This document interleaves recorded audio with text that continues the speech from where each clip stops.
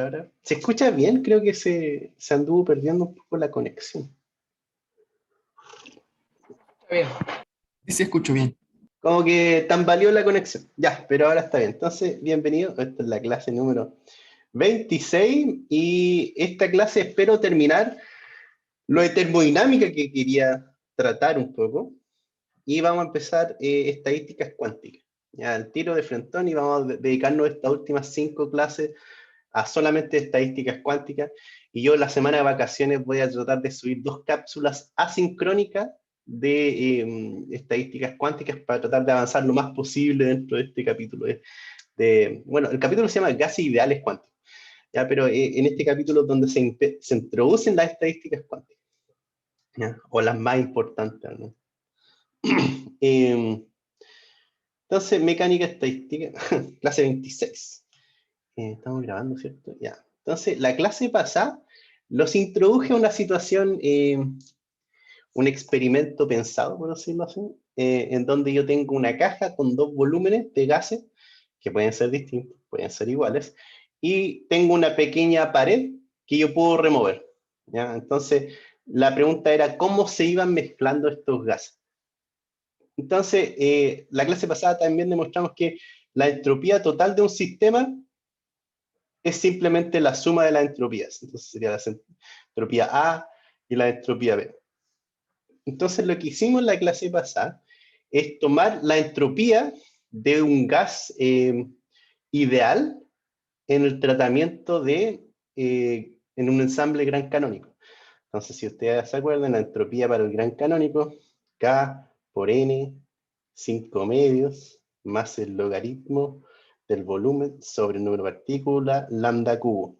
Donde el lambda cubo era un término que se llama la longitud de onda térmica, y esta longitud de onda térmica es función de la temperatura y la masa de la partícula, ¿ya? Así que es un término que depende de... bueno, la temperatura es la misma para esta caja. Para esta caja está encerrada, por decirlo así, dentro de un ensamble o un reservorio a temperatura T, ¿ya? Entonces la masa y la temperatura es lo que le da, por decirlo así, la identidad a el gas A o el gas B. Haciendo eso, ya encontramos que el cambio de entropía antes de mezclar y después de mezclar, o sea, este S' que le escribí acá, S' menos S, demostramos que es igual a esa expresión. Hicimos harto tratamiento de datos, entonces logaritmo 1 sobre CA a la CA, CB a la CB. Y eso, ya que el CA es una concentración, acuérdense que el CA se definió como el número de partículas A dividido por la suma de todas las partículas, el número, una concentración de número. Y ya que esa concentración es un número entre 0 y 1, este factor tenía que ser mayor que 0. ¿Ya? No puede ser 0, no puede ser menor que 0, tiene que ser mayor que 0. No, tampoco puede ser igual a 0. ¿Ya? O sea, las concentraciones tendrían que ser 1. Si la concentración A y B igual a 1, entonces el número de partículas no es n, es mayor a n. Entonces no puede ser. Eso. Y ahora esta clase íbamos a empezar a hablar de qué pasa si es que los gases son idénticos, ¿ya? ¿Cuál es la situación si es que este lambda A de aquí que yo tengo, lambda A y lambda B son iguales? ¿Qué quiere decir que son iguales? Que la masa son iguales de ambas partículas, ¿ya? Entonces eso implica que la masa, o sea, si lambda A es igual a lambda B, entonces la masa de esas dos partículas son iguales, ¿ya? Considerando que la temperatura es fija, o sea, considerando que todo el sistema está a una temperatura del reservorio térmico T. Ya, entonces hagámoslo, calculemos la entropía del sistema justo antes de empezar a abrir esta puertecita y mezclar los gases. Entonces, en el momento justo antes de hacer la mezcla, la entropía A más B, entonces tenemos entropía total es A más entropía B, y eso es igual a, y aquí es cosa de evaluar estas cosas, entonces sería K, número de partículas A, 5 medios, más el logaritmo del volumen A, ya todavía no se ha abierto el compartimento, totalmente, dividido por el número A, pero ahora en vez de poner un lambda A, pongo un lambda, que es igual para ambos gases, lambda Q. ¿Ya? Entonces, en esta expresión lo que hice fue decir que el lambda A del gas A es igual a lambda B igual a lambda. ¿Ya? Y ahora el reservorio B es lo mismo, K, pero reemplazando NB y BB. Más logaritmo volumen B sobre NB lambda al cubo. Ya, estamos bien hasta ahí. Y ahora, ¿qué pasa después? ¿Ya?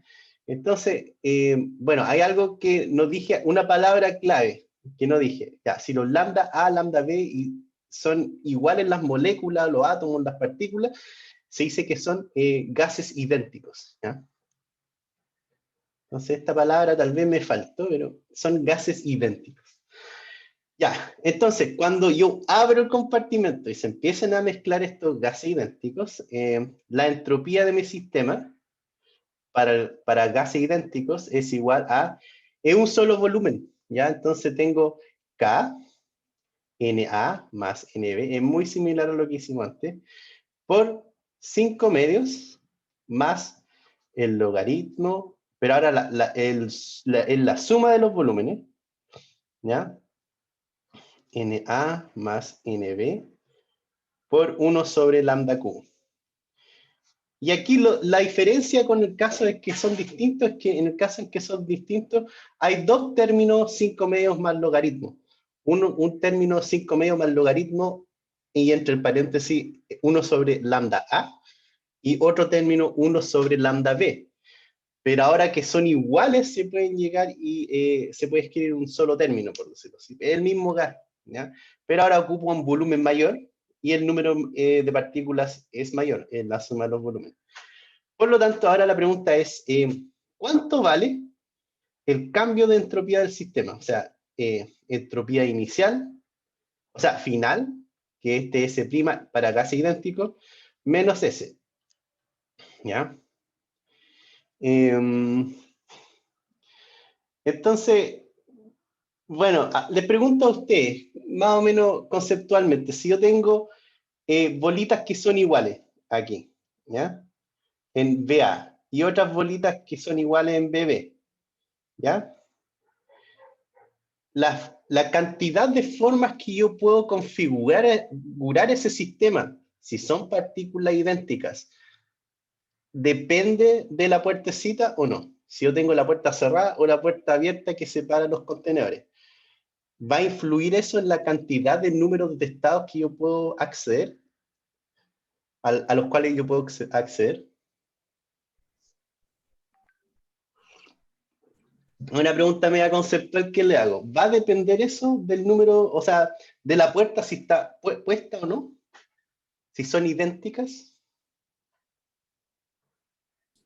Yo creería que no, porque como son las mismas, o sea, son Son las idénticas. mismas. Ajá. Entonces, en el caso anterior, no sé, pues aquí puedo tener una pelota, a ver, pongámosle otro color. Imagínense aquí a este lado, tengo una pelota azul acá y una pelota roja al otro lado. ¿Ya? Y una pelota roja a este lado. Ya. Entonces, si la pelota azul está al lado izquierdo y la pelota roja está al lado derecho, es una configuración, y si las cambio de lado y pongo la roja en la izquierda, al lado izquierdo y la azul al lado derecho, me da otra configuración, porque son distintas, o sea, son dos configuraciones distintas, pelota azul al lado derecho o a la izquierda. Pero si las dos pelotas son rojas, la situación cambia, porque si yo cambio desde el volumen A, la pelota roja, al reservorio B, y una de las rojas del reservorio B al lado izquierdo, esas dos configuraciones son iguales, porque son partículas idénticas. ¿Ya? Entonces, si estas fueron azules, una azul y una roja, y yo las cambio, esas dos configuraciones son distintas. Pero, si las dos son rojas, ¿ya? Y yo las intercambio, una del reservorio, una para un lado y la otra para el otro lado, no aumenta el número de configuraciones. ¿Ya? Por lo tanto, Elías, tú lo hayas dicho, no importa si es que yo tengo la pared o no en las situaciones que son idénticas. Por lo tanto, ¿Cambia la entropía si que yo remuevo y mezclo esto? ¿Eh? Le hago esa pregunta, para que lo piensen. En este caso no debería cambiar. No debería No, cambiar, como no está debería asociado cambiar, al número porque de son microestados. idénticas. Entonces, el asunto es que para sacar la pared o tenerla puesta no afecta la entropía si es que son idénticas, ¿ya? Porque no aumenta el número de casos. En cambio, si son partículas distintas, sí importa la posición y cómo se mezcla. Por lo tanto, yo creería que esto es igual a cero, o sea, no cambia, ¿ya? Y eso es lo que demostremos esto, demostrar, ¿ya? O sea, si mi física o la base sobre la cual yo construí todo esto es correcta, entonces esta entropía debería ser cero. Y voy a tratar de demostrarles. ¿Ya? Entonces, empecemos. Entonces tenemos que escribir todo el corcho, ¿eh? Entonces, S' idéntico menos S igual la entropía después, Na más Nb. Aquí tengo el 5 medios más logaritmo del volumen total sobre Na más Nb, 1 sobre lambda cubo. Y todo esto menos el inicial, que es Kna, 5 medios más... escribe un 5 en vez de K, espérense, acá. Ya, entonces sería K por Na, 5 medios, logaritmo, volumen A sobre Na lambda cubos. Y los lambdas son lo mismo, ya discutimos esto. NB, 5 medios más el logaritmo BB, NB, lambda cubo. Ya, eso. ¿Se me van términos acá? Creo que no. Se me dan los 5 medios. Entonces, este KNA, 5 medios. Me faltó un signo. ¿Saben qué más? Escribámoslo así. Saquemos este paréntesis porque me enreda un poco. Y voy a poner este signo negativo al tiro. De esta forma también es un poquito distinto a la expresión de arriba. Ya, entonces este KNA 5 medios se me da con este KNA 5 medios. Así que, chao, chao. Y este KNB 5 medios se me da con este KNB 5 medios. Chao con este. Y eso. Se me dan esos 5 medios. Se me dan todos los términos 5 medios. Y ahora tenemos que juntar esta cuestión. Entonces queda menos S igual KNA, y quedan los puros términos logarítmicos, NA más NB, logaritmo del volumen total. Voy a empezar a escribir un poquito más lento porque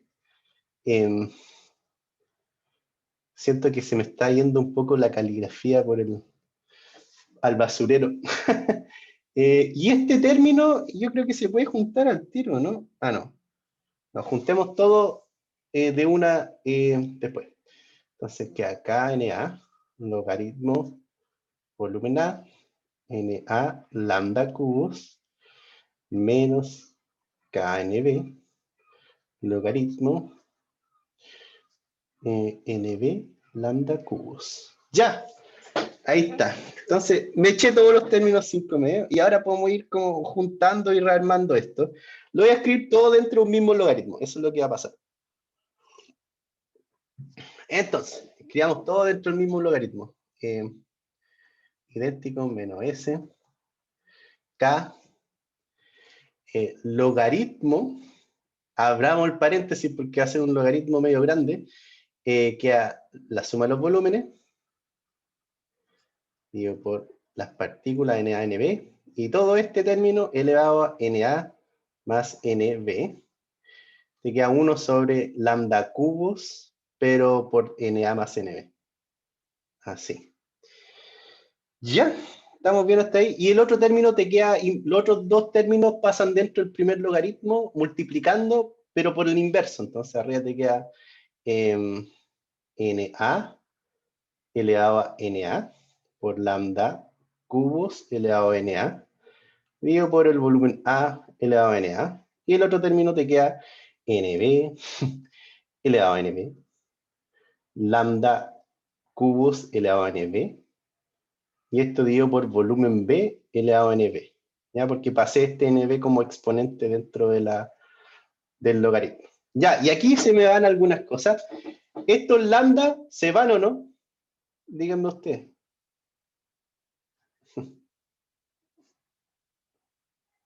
¿Se van o no esas cosas? Sí, porque se suman, o sea, se suma el lambda de esos dos lambda de arriba se suman. Claro, Debería entonces deberían, chaca chaca, se va. Aquí lo importante es que yo al hacer esto, esta cuestión ya no depende de la temperatura, ni de la masa, ¿ya? Se van esas dependencias. Ya, lo cual empezamos bien. Ya. ¿Y qué más hacemos acá? Ah, y podemos juntar estas expresiones. Este término es NA sobre volumen A dividido por NA, o sea, elevado a NA, y este es NB sobre volumen B elevado a NB. Ya, entonces, esto ya se simplifica un montón y te queda esta cuestión menos igual a K logaritmo de, abre paréntesis, volumen A más volumen B elevado a NA más NB. Todo esto, perdón, dividido por NA más NB por NA sobre BA elevado a NA, NB sobre volumen B elevado a volumen B. Ah, NB, perdonen. Ya, estamos bien hasta ahí. NB. Chaca. Y voy a cerrar paréntesis. Ahora, próxima discusión. Acordémonos que para la ley de gases ideales, PB igual NKT. ¿Ya? Por lo tanto, número de partículas dividido en volumen es igual a presión sobre KT. ¿Ya? Y la presión de este reservorio antes y después va a ser la misma, es una variable intensiva igual que la temperatura. ¿Ya? Por lo tanto, este término, a ver, claro, entonces este término NA sobre BA, habíamos discutido esto en la clase pasada, es igual a NB sobre volumen B, y eso es igual a la suma. Después de que yo abro esto, la presión también se mantiene constante, BA, BB. Ya, es una variable de intensidad, por eso puedo hacer eso. Ya, pues, entonces esto, ya que esto es igual a presión sobre KT, entonces presión sobre KT igual NA sobre BA, o NB sobre BB, o la suma dividido por la suma del volumen. Entonces, estas cuestiones por separado las vamos a reemplazar por NA más NB sobre BA sobre BB. Entonces, esto queda S' menos S, bueno, esto es idéntico, igual a K logaritmo, abre paréntesis grande, volumen A más volumen B, NA más NB, elevado a NA más NB. Y aquí te queda que esto, el NA sobre volumen A, se puede reemplazar por NA más NB elevado a volumen A más volumen B, ya que la presión y la temperatura son variables intensivas del sistema. NA más NB dividido por volumen A más volumen B elevado a NB. Y aquí simplemente ocupé esta regla, ¿ya? Y lo reemplacé por NA más NB. ¿Está claro lo que está quedando, no? Entonces, esto te queda K logaritmo de volumen A más volumen B sobre NA más NB elevado a la suma NA más NB. Y el otro término es NA más NB dividido por volumen A más volumen B. Son iguales estos dos términos, así que los exponentes se suman y te queda elevado a NA más NB. Ya, y lo que está dentro de ese logaritmo, ¿cuánto es? A ver si me pescaron. ¿Ah? Dentro de ese logaritmo es un Es 1. uno. ¿Y el logaritmo de 1 cuánto es? Cero. Es 0. Perfecto. Esta cuestión es 1. Por lo tanto, me queda simplemente que idénticos después menos inicial igual a k logaritmo de 1, que es 0. Por lo tanto, el cambio de entropía, ¿ya?, de este sistema de partículas idénticas al mezclarse es 0. Así que, en primer lugar, nuestra intuición es correcta, ¿ya? Si yo tengo un sistema de partículas idénticas y yo intercambio de reservorio esas dos partículas, eso no va a afectar la configuración total del sistema, ¿ya?, o los estados disponibles para el sistema. Y por lo tanto eso no afecta a entropía. Así que la pared en este caso que yo remuevo o dejo puesta no influye en la entropía básicamente del sistema. Ya, y eso es lo que quería... me cansé. Resumen. Entonces, si los gases son distintos, ya, efectivamente, la entropía o el cambio de entropía al remover la pared es mayor que 0, pero si son idénticos, es igual a 0. Y acabamos de calcular efectivamente que es igual a 0, nuestra intuición era igual a 0, pero ¿de dónde se origina que dé este resultado tan bonito?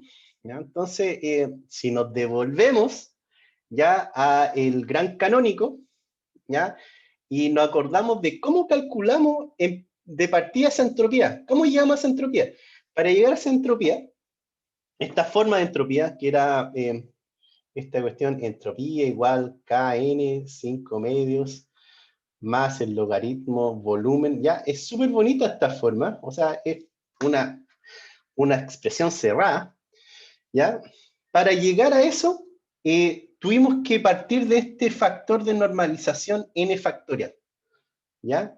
Si yo parto con ese n factorial y calculo la función partición canónica, acuérdense que el gran canónico era igual a la suma de sobre n de un Zn, que era la entropía del gran canónico, por esta exponencial beta n mu, ¿cierto? Entonces, básicamente, si encuentro la función partición, ¿ya?, y parto con un factor de normalización h a la 3 n factorial, este n factorial va a aparecer aquí, en la función partición canónica. Y yo al insertar ese n factorial dentro de la sumatoria sobre n, ese n factorial va a contribuir a que yo pueda escribir esta sumatoria como una exponencial, un número Euler. Acuérdense que Euler es x a la n sobre n factorial, ese tipo de sumatoria. ¿Ya? Entonces, sin este n factorial que yo introduje como a mano al principio, en la normalización de la función de la probabilidad, en realidad, sin ese n factorial no hubiesen encontrado que mi función partición gran canónico se puede escribir como una exponencial toda bonita, lambda cubos por z, donde z era la fugacidad, ¿ya?, la fugacidad exponencial beta mu. ¿Ya? Entonces, a lo que voy, sin ese término n factorial, ¿ya?, yo nunca hubiese tenido una entropía que tiene esta forma, y si la entropía no tuviese esa forma, no se cancelaría para partículas idénticas. Entonces, sin ese n factorial, que está, por decirlo así, casi metido a dedo, eso implicaría que la entropía para partículas idénticas sería distinta a 0. ¿Ya? Y de esto se dio cuenta Gibbs. Gibbs al principio de los 1900, final de 1800, se dio cuenta de que si yo inserto este n factorial en mi normalización, entonces mi entropía para una mezcla de gases idénticos es 0. ¿Qué es lo que yo espero? Yo espero esto. ¿Ya? Entonces, bueno, aquí le escribí, si no fuera por la normalización, n factorial se tendría una entropía para mezcla de gases idénticos distinta a 0. Y esta era lo que se llama la paradoja de Gibbs. Se llamó paradoja en su momento, pero ahora ya lo entendemos, que el n factorial se debe a que los gases son mezclas de átomos discretos, ¿ya? Y que hay una cierta combinatoria de estados, ¿ya? Que va en ese n factorial efectivamente. ¿Ya? Entonces, mensaje para la casa. Si no fuera por el n factorial, ese cambio de entropía sería distinta a cero. Y esa es la paradoja de Gibbs, que arregló simplemente insertando un n factorial a la normalización de la probabilidad. ¿Ya? ¿Se entiende eso? O sea, Gibbs descubrió que era necesario agregar el n factorial y la interpretación es una interpretación atomística, por decirlo así, de los gases. ¿Profe? ¿Ah? Pero ese n factorial entonces tiene que salir natural al hacer la normalización de la distribución, ¿o no? O sea, no necesariamente. La normalización de la distribución, nosotros dijimos, le vamos a poner este n factorial, así como a dedo, a mano, por decirlo así. ¿Ya? Y es por esto, es para que la entropía de una mezcla sea cero. ¿Ya? Si no tuviese ese n factorial desde un comienzo, yo creo que no hay una forma de discutir que sea natural poner el n factorial. Sin embargo, al hacer una mezcla de gases, uno encuentra que ese es el factor que debe ir en esa normalización para que dé cero la mezcla. ¿Sí? Entonces, el n factorial, de alguna forma,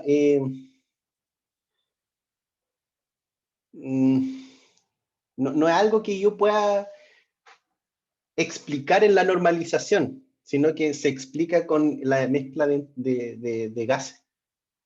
Porque eso lo veníamos arrastrando Desde el desde que capítulo teníamos 2. los omega. Sí, pues.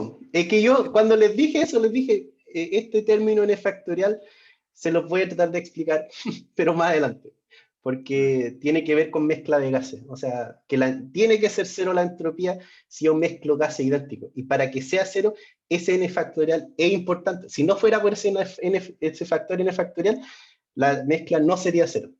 ¿Ya? Y eso es lo que descubrió Gibbs. ¿Ya? Eso, ¿hay más preguntas? Sí, tienes razón, Pablo. Cuando nosotros empezamos el curso, yo llegué y puse ese n factorial. Pero tampoco les dije que era por la mezcla de gas en algún momento y que lo íbamos a ver más adelante. Este es el momento más adelante. Este es el momento en que trato de explicarles que ese n factorial tiene que ir, porque si no fuera así, no sería cero el cambio de entropía para gases idénticos. ¿Sí? Claro, o sea, no es una deducción, no sale matemáticamente, pero sí como a través del experimento, por así decirlo. Una cosa así. Bueno, es que igual no un o sea, un experimento pensado, por decirlo. Así que yo Claro, abro una compuerta y mezclo cosas. Esto es lo que se llama el Gedanken, experimento Gedanken. ¿Han escuchado eso? Einstein como hacía ese, harto de este experimento Gedanken, donde uno pensaba algo y decía, ¿qué pasa si voy en un ascensor acelerado y pasa un haz de luz? Ese era un experimento de tipo Gedanken. O pensar, no sé, se llama, la traducción literal es pensado, un experimento pensado. Eso. Experimento mental, creo que les han dicho. Experimento mental. Sí, así sí, pero en física todos son experimentos mentales. Yo no sé si Einstein inventó algo nuevo con decir que hago experimentos mentales o que todos los físicos hacen eso. Pero lo que pasa es que los experimentos mentales de Einstein eran más interesantes que el resto, o sea, tenía una visión más allá o más profunda de la naturaleza que el resto de los científicos también, de la época. Eso. Sigamos.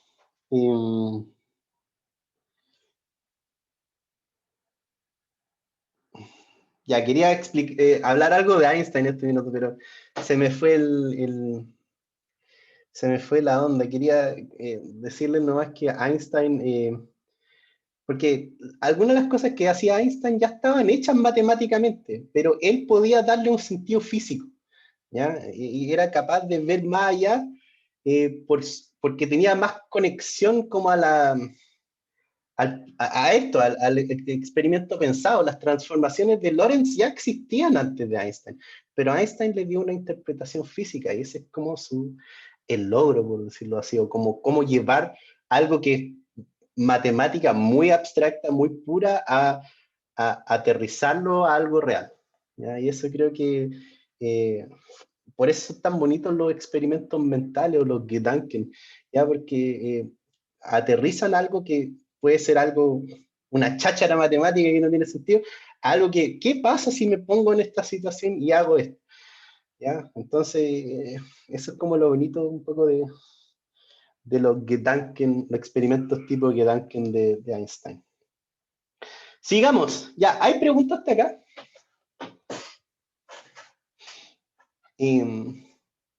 Vamos a cerrar este capítulo. Vamos a cerrar este capítulo de termodinámica. Ya le introduje a toda la... Nos vimos todo, claramente, pero sí le introduje a las herramientas que ustedes necesitan para poder entender todo lo que hay en ese capítulo. Ya, o sea, calor específico, derivadas de funciones termodinámicas. Vimos todas las funciones termodinámicas, sus derivadas, las relaciones de Maxwell.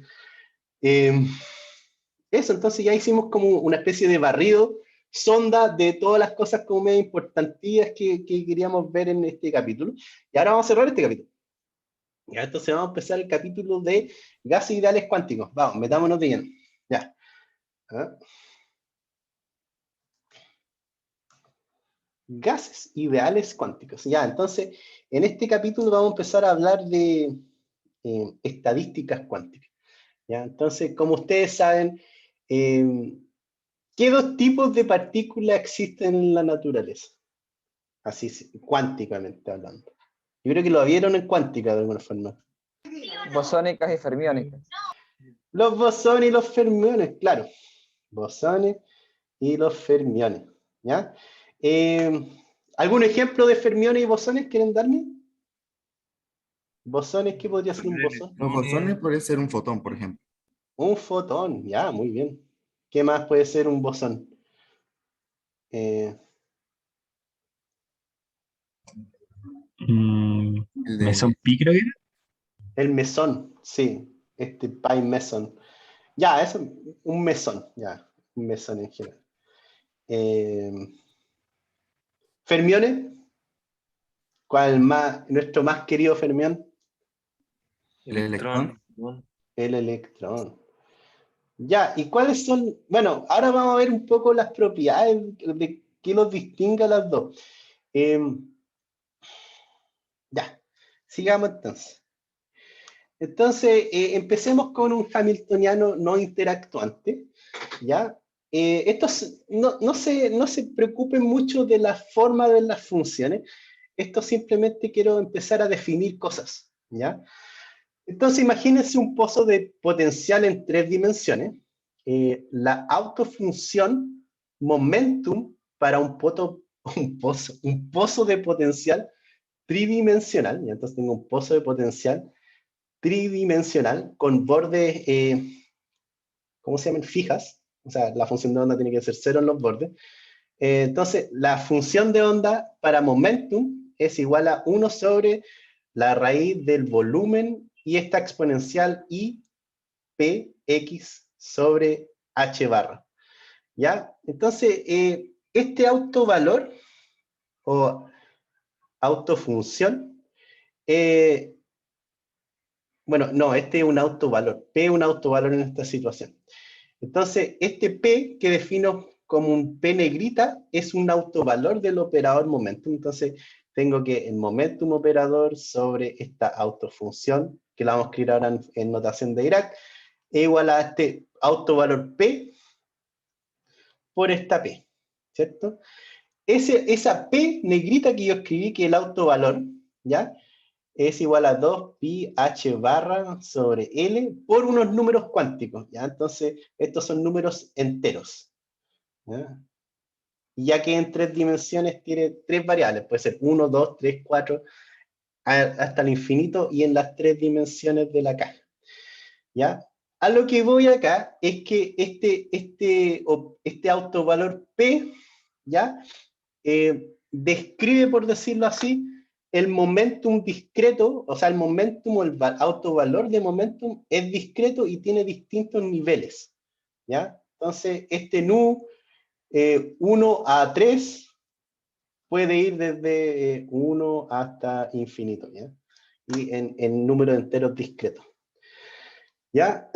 Ese autovalor P es lo que designamos o decimos que es un número cuántico, ¿ya? Y la energía de ese nivel asociado al autovalor P es simplemente P cuadrado sobre 2m. Este es un valor, ya no es un operador, es el autovalor del operador momentum, por decirlo así.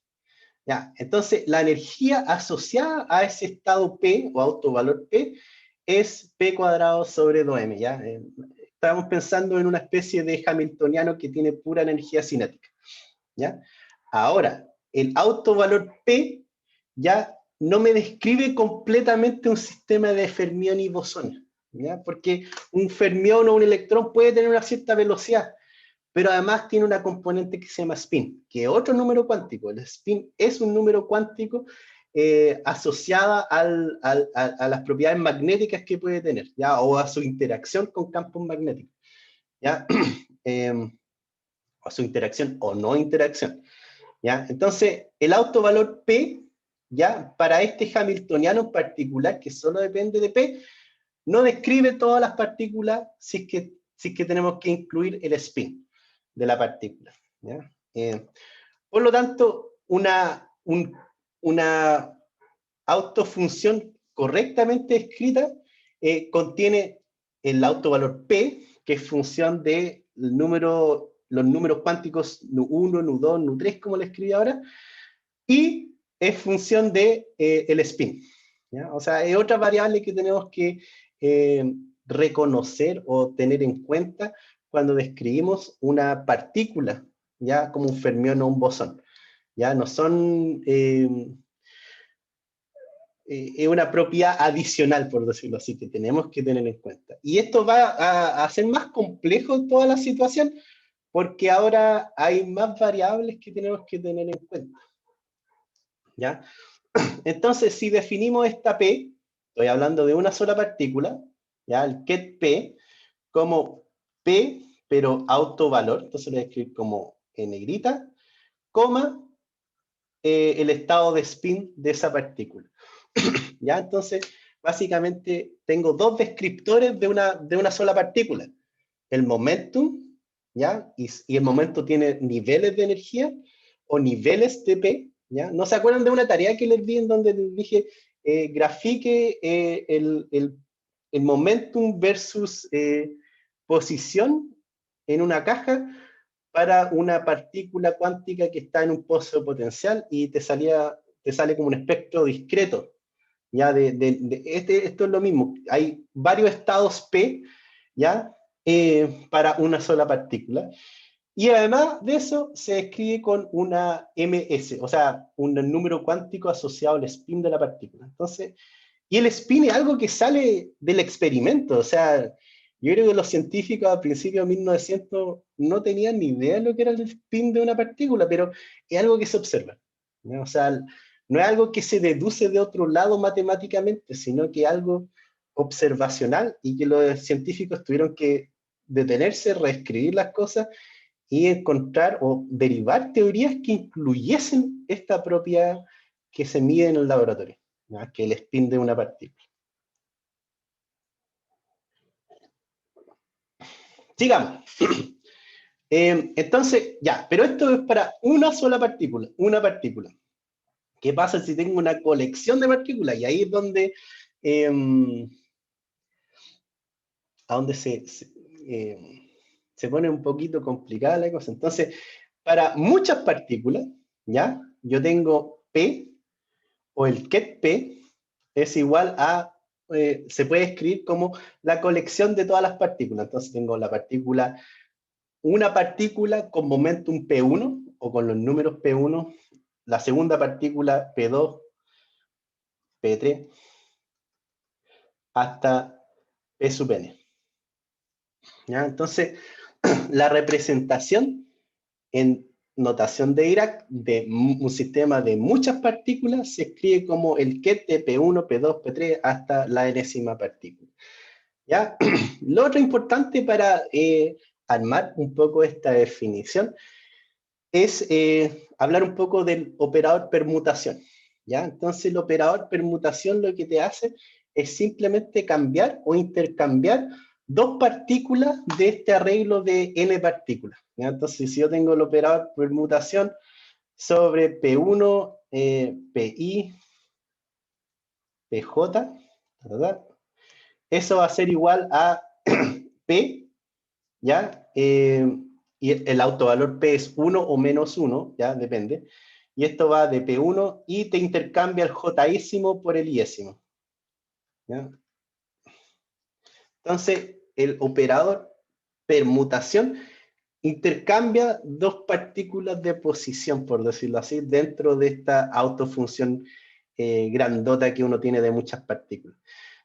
Y este autovalor P, pues yo creo que esto lo vieron en cuántica, puede ser más o menos 1. Ya. Y de aquí sale la definición de si es más 1, ¿ya? Eso quiere decir que la función de onda asociada a este momentum de la colección de partículas es simétrica, y si es menos 1 es asimétrica. ¿Ya?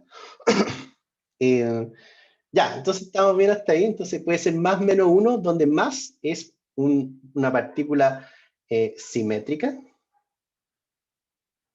una función de onda simétrica, y si es menos 1 es asimétrica. ¿Ya? ¿Qué más? Eso. ¿Estamos bien hasta ahí? Próximo slide. Entonces, ya. Dada esta definición de P, ¿ya? Yo quiero construir esta función P de alguna forma, para fermiones y para bosones. Ya, entonces, para fermiones, ya, esta colección P1 hasta P sub n es igual a un factor de normalización, pero en raíz, que es 1 sobre n factorial. Déjenme tratar de seguir para explicar esto. Sumatoria de, sobre todas las permutaciones, entonces voy a aplicar el operador permutación, ¿ya? Menos 1 elevado a p, esto es para fermiones, que es un estado completamente asimétrico, por el operador permutación P1, ket, P2, ket, hasta el P sub n, ket. ¿Ya? Entonces, si uno escribe una función de onda, tiene que considerar todas las combinaciones posibles de esos kets. Entonces, ¿qué pasa si el P2 va acá, el P1 va allá, el Pn va por acá? Entonces, todas las conmutaciones que pueden haber. Entonces, si son fermiones, dada esa combinatoria, ¿ya? Hay que dividir por un 1 sobre raíz de n factorial, porque son partículas distintas. Y entonces, si son partículas distintas, hay n factorial combinaciones de esas funciones. ¿Sí? ¿Se entiende eso, no? Y cada vez que yo hago un operador permutación, yo cambio, por decirlo así, el orden de estos kets y le agrego un menos 1 elevado a p. Entonces, si hago 2 permutaciones, el signo es positivo. Si hago 3 permutaciones, el signo es negativo. ¿Ya? Entonces, ese número p recorre una permutación. Entonces, esa es una función de onda. 2 permutaciones, otra función de onda. 3 permutaciones, otra función de onda. Si quieren, lo pueden aplicar para un caso muy simple, que es un electrón up y un electrón down, o spin hacia abajo, y escribir la función de onda. Para ese caso, y te queda 1 sobre raíz de 2, paréntesis, spin up, spin down, spin up. Esa es la combinación de esas dos electrones con distintos spin. ¿Ya?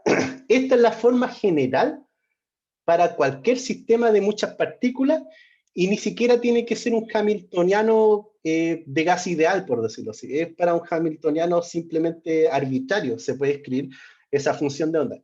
Y ojo, aquí en esta función de onda, ni siquiera estoy hablando de un estado mixto. ¿Ya? Es una función de onda de estados puros, ¿no? ¿Ya? Eso. Ya, y para un estado mixto habría que hacer alguna complicación adicional. Sí, dime.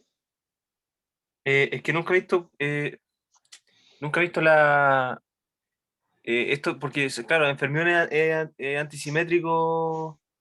O sea, si tengo una función de onda de, por ejemplo, la posición 1, el spin 1, coma, la posición 2, spin 2 es igual a menos la función de onda evaluada Spin en el 2, spin spin 1. Sí. 2, spin 1. Pero eso nunca lo he visto como la demostración, así como que nunca he pillado la forma así como intuitiva de saber por qué se le agrega el menos al, a la función. Eh, que no se le agrega el menos. Debe ser parte de la función misma. Donde yo tengo, Claro, si yo evalúo la función misma, cuando yo hago el corcheteo después de la función, me queda que si yo cambio el x por menos x, igual a la función por menos 1. ¿Ya? Y lo que pasa es que ese signo negativo ahora se le pasa al que técnicamente no es una función, pero después cuando se corchetea y se hagan promedio, te cumplen esa función de ser simétrico o antisimétrico. ¿Sí? Entonces, se le agrega un poco a mano, pero yo creo que tiene que ver con cuando uno arma la función. Esta sería la función. Entonces, claro, pero habría eso que... habría que agregar el término de spin, claro, aquí no está incluido que el spin es como una matriz, en verdad. como una spin órbita, una cosa así. Sí, sí. Entonces, ese término negativo, eh, cuando se trata de Ketz, a esta altura, es más que nada una definición de qué es lo que es antisimétrico y qué es lo que es simétrico. Pero tiene sentido, más sentido cuando uno arma la función completa. ¿Sí? Mm. Porque hasta ahora tengo puros Ketz, pero no es una función en verdad. Tendría que corchetear todo esto eh, por X a este otro lado, o sea, proyectar el momentum en la base de posición, ¿ya? Y ver si la función es simétrica o antisimétrica. ¿Ya? Pero por ahora es simplemente, tiene sentido cuando uno corchetea por el otro lado. Y ahí sí que tiene sentido. ¿Sí? No sé, ¿te convenció? ¿Te convenció esa explicación? Sí, es que siempre en los libros parten como diciendo, claro, el fermión es antisimétrico, simétrico, de ahí viene el determinante Slater, no sé qué. Sí, hay un determinante, o sea, esta definición se puede escribir como una determinante, de hecho, donde uno en Claro. cada columna pone todos los kets hacia abajo y te van saliendo los signos automáticamente. Hay una Pero en ningún discusión. libro dan como algo que se pueda visualizar, que si yo cambio las posiciones y el spin de una función de onda, me salga el menos en alguna parte. Hay en el libro de Schwabel, porque Schwabel, además de tener un libro de mecánica estadística, tiene un libro de mecánica cuántica. Y hace una discusión interesante sobre el caso del átomo de hidrógeno y su simetría. Y ahí como que aterrizan esta función de onda un poco al caso del átomo de hidrógeno. Léelo. ¿Tienes el libro ese? No, pero lo Miren, se lo los puedo puedo. mandar. Léanlo. Ayer lo estaba revisando para tratar de armarme para esta clase, porque es un poco difícil hablar de esto. No es tan... O sea, aquí yo me estoy pasando... eh, me estoy metiendo al bolsillo que ustedes tal vez ya hayan visto esto en mecánica cuántica. Mira, se los voy a mandar al chat. Chaca. Y ahí está, el libro de mecánica cuántica de Schwab. Y en la página, yo les voy a decir al tiro, hacen una discusión de esto más en detalle. Entonces, si es que ustedes buscan en la página, a ver, Symmetric, no. Les voy a mostrar al tiro. Proyectar. Acá está. Este es el libro de Schwab de mecánica cuántica. Es súper bueno. Symmetric. Y voy a buscar dónde está esto. Ah, aquí está el operador paridad que les definí. Esto, en la página 76 hacen una discusión miren, no sé si es que es tan buena la discusión, pero es bien matemática, sí. Pero hablan de... No, esto no es. Tengo que irme allá. Ahí definen recién el operador paridad. Symmetric. Hablan mucho de simetría, como ustedes sabrán. En física es un término muy común. Aquí parece que está. Ya, entonces, bueno, aquí es lo que estaba diciendo Pablo, que una función simétrica 1, 2 es igual a phi 1, 2 más 2, 1. Intercambiamos el partícula 2 por el 1. Y la asimétrica es 1, 2 menos 2, 1. ¿Ya? Y eso que tiene que ver con el operador paridad. ¿Ya? El operador paridad te entrega, no es natural, simplemente es una operación matemática. Y lo que se tiene a la larga es que uno se da cuenta que el hecho que los fermiones son lo que se dice completamente asimétricos. ¿Ya? Entonces aquí está la discusión. Bueno, leanlo usted. Yo creo que esto está un poquito fuera del tratamiento que le quiero dar a la clase. Entonces aquí, esta es la discusión que estoy teniendo ahora. Entonces, este es el caso más simple que le he dicho. La función de onda asimétrica 1, 2 es 1 sobre raíz de 2, que es ese término 1 sobre n factorial. Función de onda para la partícula 1 con la partícula 1 y la función de onda del nivel 2 con la partícula 2, menos la función de onda dada vuelta. O sea, intercambiar partículas. ¿Ya? Y para un sistema en general, este es el coeficiente que se llama el famoso coeficiente de Slater que está hablando Pablo. Correcto. No es algo que salga natural. Lo que pasa es que uno, después de hacer estas suposiciones, llega a cosas que son naturales. O sea, esta es una construcción matemática previa, y yo creo que, Pablo, es muy difícil encontrar una razón más profunda que esta. Lo que pasa es que partiendo de esto, uno llega a resultados que son naturales, por decirlo. Y aquí está el ejemplo que quería mostrarte, Pablo, que tal vez, no sé, te podría ayudar.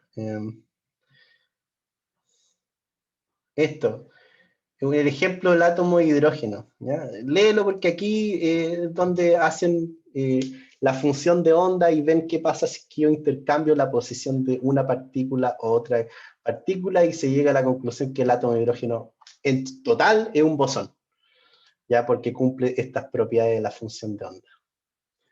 O sea, es simétrico. La función de onda es simétrica ante cambio de partículas. O la posición de las partículas. Ya. Entonces, léanlo si ustedes quieren profundizar. Pablo, no sé si esto te sirva, pero tal vez aquí esté tu respuesta, porque le da una vueltita un poco más profunda al tema. Eso, volvamos a la clase. ¿Dónde está la clase? Aquí. Ya, entonces, para un fermión, que es completamente una función de onda que es completamente asimétrica, en la función de onda, para el momentum es 1 sobre n factorial, sumatoria menos 1 elevado al autovalor de la permutación por esta permutación, operador permutación sobre esta como colección de kets que representan todas las funciones asociadas a cada una de las partículas de tu sistema. ¿Ya? Entonces uno tiene que ir haciendo todas las combinaciones con todas las permutaciones y tomar en cuenta este menos 1 elevado al autovalor de la permutación. Eso. Y ahí está un operador en realidad. Ya, pues, estamos listos hasta ahí. Y esto es para fermiones. ¿Ya? Ahora, para fermiones, ¿cuántas partículas pueden ocupar un mismo estado? Esa es mi pregunta. Una. Todas. 2. Una técnicamente, porque spin up, spin down son distintas, por decirlo así. Entonces, Claro, son distintos. una partícula con spin up puede ocupar un solo nivel energético, y después le puedo meter un segundo electrón, por decirlo así, spin down. ¿Ya? Ese es el principio de exclusión de Pauli, ¿cierto? Es el principio. Lean el Schwaber, porque también hacen una discusión de la exclusión de Pauli, ¿ya? En donde sale naturalmente del operador paridad, ¿ya? Entonces la exclusión de Pauli ese sí que tiene un fundamento, desde el operador de paridad. Entonces, bueno, no es parte del curso un poco, pero lean el Schwabel, ¿ya? Y el de mecánica cuántica, que se lo acaba de mandar, y les van a decir más profundamente por qué no pueden haber dos autoestados, o sea, dos electrones con el mismo estado, en una misma posición, por decirlo así, de tu ket. Ya, eso. Entonces, para fermiones, yo puedo meter dos partículas o una partícula en un solo estado dentro de un nivel energético. Y la próxima partícula que yo meto tiene que ser en un distinto estado, o sea, un distinto número cuántico. Puede ir con el mismo P, pero el spin tiene que entrar a factorizar ahí y uno tiene que meter un spin down en ese nivel. ¿Ya? Entonces, para fermiones yo solamente puedo meter una partícula a cada uno de estos kets. Para bosones, que es una función, es una partícula simétrica o completamente simétrica. Entonces, eso quiere decir que si yo cambio de posición dos partículas, la función de onda no pasa nada. ¿Ya? Entonces, para bosones no existe esta exclusión de Pauli. Por lo tanto, la factorización tiene que ser 1 sobre n factorial. Pero en cada nivel, ¿yo cuántas partículas puedo meter? En un solo nivel, si son bosones. Pueden ir ahí, sí, todas, creo. Las que uno quiera, infinitos si uno quiere. Por lo tanto, la normalización ahora tiene que incluir un n1 factorial, 1 sobre n2 factorial, etcétera, hasta raíz de n factorial. Y esta n chica es lo que vamos a llamar el número de ocupación que tiene el nivel energético. ¿Ya? Y el resto es lo mismo, es la sumatoria sobre todas las permutaciones. Ahora es positivo, 1 elevado a p por el operador permutación sobre P1 hasta P sub n. Ya. Entonces, para escribirlo un poco más comprimidamente, entonces, esta cuestión es para fermiones y esto es para bosones.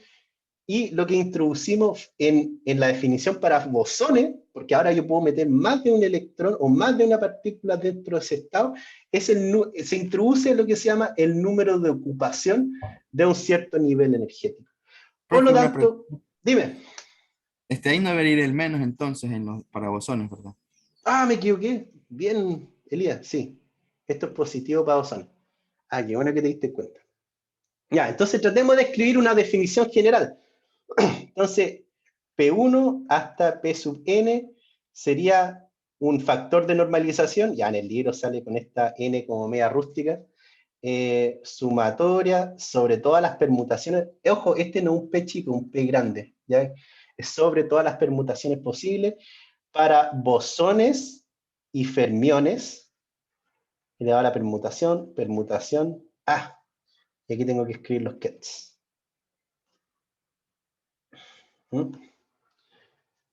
P1 hasta P sub n. Ya, donde este n medio rústico es igual a 1 sobre n factorial, raíz de n factorial, es la raíz porque acuérdense que tengo que corchetear por otro lado para encontrar la probabilidad. ¿Ya? O sea, la probabilidad va al n factorial también, como habíamos visto en los gases ideales, clásicos. Y el n es, por decirlo así, para fermiones, perdón, para bosones, donde yo puedo meter muchas partículas, es 1 sobre n factorial, pero ahora viene un n1 factorial, n2 factorial y hasta n sub n factorial, porque dentro de cada estado yo puedo poner muchas partículas, n1 partículas, ¿ya? Entonces eso aumenta tu cantidad de permutaciones o combinaciones, y el aumento es proporcional a ese n1 factorial, ¿ya? Entonces tienen que ver esto como dos dimensionalmente. Entonces, primero que nada, hay una suma acá, o una colección en energía. O sea, hacia acá hay niveles de energía que están asociados a niveles de momentum. ¿Ya? Cada uno de estos es nivel 1 de momentum, nivel 2 de momentum, nivel 3 de momentum.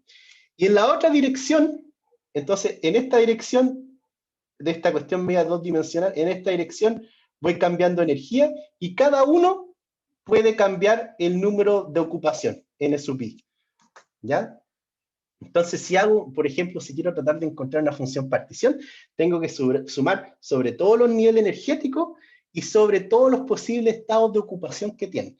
Para los fermiones es súper fácil, puede haber 0 partículas o 1 partícula por cada nivel de energía, pero para bosones puedo tener de 0 a infinito, ¿ya? Y eso es lo que le da un poco de la gran diferencia al momento de escribir una estadística. Ya, entonces, olvidémonos un poco de esto, simplemente, este slide no quería convencerlos tanto de estas cosas, pero sí quería definir lo que es el número de ocupación. Ya, eso es importante, ya, para hacer estadística. De hecho, creo que nunca más vamos a escribir un ket de esta forma en esta clase.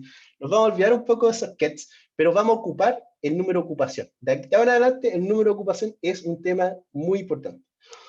Ya, entonces, empecemos con estadísticas cuánticas. Tratemos de aterrizar esto un poco. Entonces, imagínense yo tengo 2 bosones y 3 niveles energéticos, o 3 niveles de P, de momentum. P1, P2, ya, entonces P1, P2, P3, que están asociados al nivel de energía E1, E2, E3. Entonces, las formas que yo puedo combinar esos 2 bosones dentro de esta estructura o estos niveles de energía son poner los 2 bosones en el nivel 1, poner los 2 bosones en el nivel 2, o poner los 2 bosones en el nivel 3, porque los bosones pueden ocupar un mismo estado energético. Ya, después, puedo poner un bosón en nivel 1, otro en nivel 2, uno en nivel 1, uno en nivel 3, uno en nivel 2 y uno en el nivel 3. ¿Cuántos casos hay? Hay 1, 2, 3, 4, 5, 6. Ya, hay 6 casos.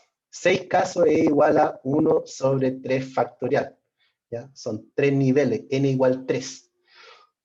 Eso, de ahí sale por decirlo así, el n factorial. Es como la combinatoria de todas las formas que yo puedo poner esas 2 partículas. Y va con raíz porque es un ket. ¿Ya? Entonces pensemos que es un ket. Ya, entonces el número de ocupación, para este caso, cada nivel puede tener 0 partículas, 1 partícula o puede tener 2 partículas. Si fueran fermiones. Estoy tratando de aterrizar este concepto. Entonces ustedes podrían, en principio, construir esta función de onda P, P1, P2, P3, para esta gráfica que tengo acá. ¿Ya? Entonces, bueno, ahí, si quieren lo hacen, si no, no importa. Pero pueden escribir o expandirlo para y es bastante complicado, o sea, va a salir un corcho de 6 términos, imagínense.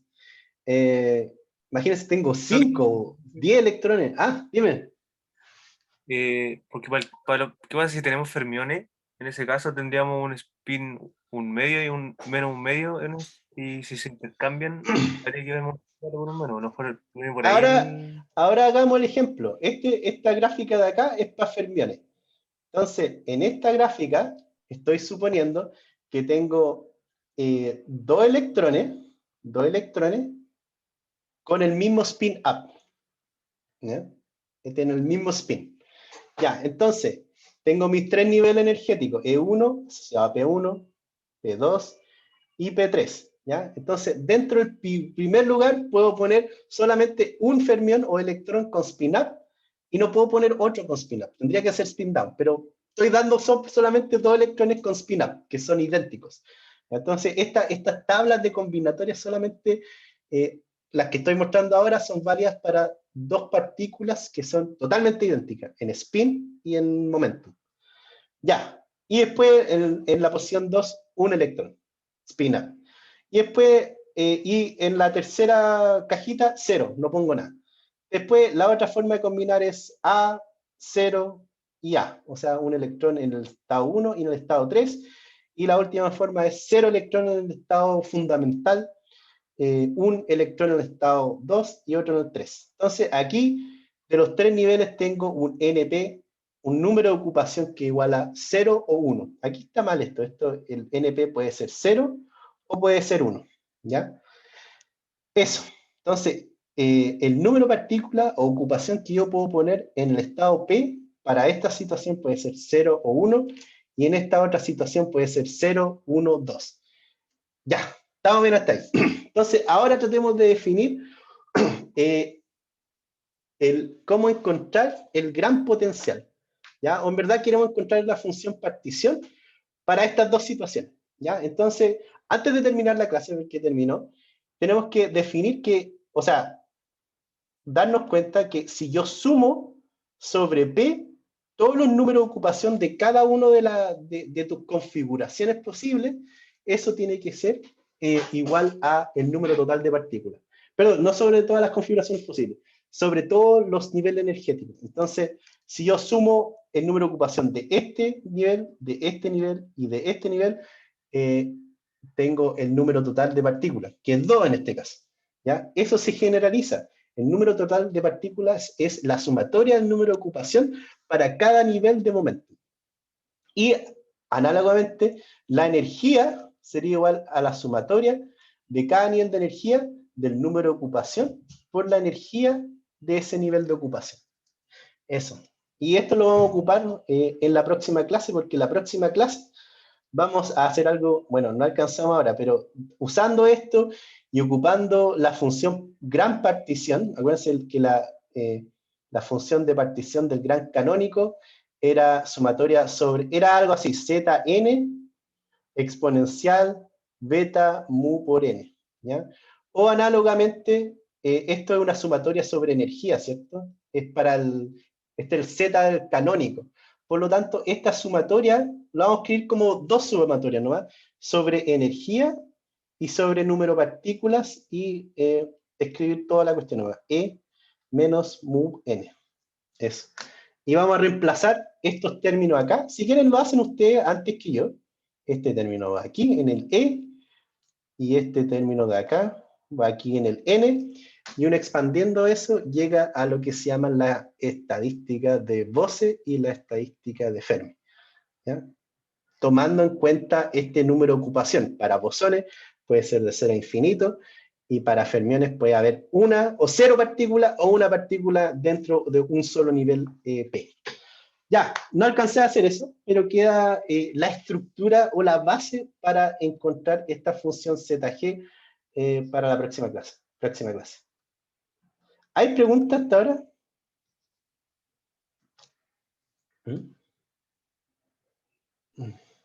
No, está incluso. Por mi Ya. parte, no. Muy bien, chiquillos. Entonces, chiquillos y chiquillas, nos vemos en la próxima clase. Vamos a seguir, la próxima clase vamos a llegar a la función partición gran canónica para fermiones y bosones. Y de ahí, de eso, es como una explosión de material, porque eso básicamente dictaminó un poco la física de materia condensada de todo el siglo XXI. O sea, de aquí sale como el calor específico, por ejemplo, de un metal, ¿ya? Entonces, el calor específico de los metales o de los sólidos en general es medio raro, porque para algunos sólidos aumenta con la temperatura y para otros sólidos disminuye. Entonces, eso era un caso raro. También con esta estadística se puede derivar la ley de radiación de cuerpos negros, que es más importante todavía. Entonces, Planck, no sé, sí, creo que Planck ocupó estadísticas, pero él no conocía lo que era un bosón en esa época. Entonces él simplemente pensó que una estrella o un cuerpo negro que radia era simplemente una colección de osciladores armónicos que podían emitir energía de forma discreta. Y dada esa suposición, matemática por supuesto, llegó a esta campana de Planck para cuerpos negros. Pero esa campana tiene un fundamento. O sea, si yo modelo una estrella, un cuerpo negro, como una colección, por ejemplo, de bosones con número de partículas constantes y cosas así, llego a esa distribución, de hecho. Llego a esa ley de radiación. Y quiero tratar de llegar a eso. Y tratar de llegar a condensación de Bose-Einstein. Ya, estamos listos. Voy a cerrar la clase, o sea, voy a dejar de compartir. ¿Hay preguntas, dudas, consultas? La parte cuántica, como los formalismos más técnicos, yo sugiero que lean un poco el Schwabel de cuántica para tratar de contestar algunas de las preguntas que surgieron. En esta parte, no la ocupé mucho, o sea, no la vamos a ocupar lo que es un operador de paridad, por ejemplo, para derivar las otras cosas. Simplemente quería tratar de introducir lo que es el número de ocupación, que eso es lo importante. O de dónde sale un poco, viene de la normalización, esa que le di 1 sobre n factorial. ¿Ya? Eso. ¿Preguntas, dudas, consultas? ¿Estamos listos entonces? Ya, chiquillos, nos vemos. Buen fin de semana. Descansen y nos vemos el martes. Nos queda una semanita y vienen unas vacaciones. Listo, profe. Muchas gracias. Hasta luego. Chao, Chao, profe. chao. Hasta luego, Chao, pasen bien. muchachos. profe. Chao, Manu. Chao. Chao, Leonardo. Nos vemos. Chao, chao. Chao.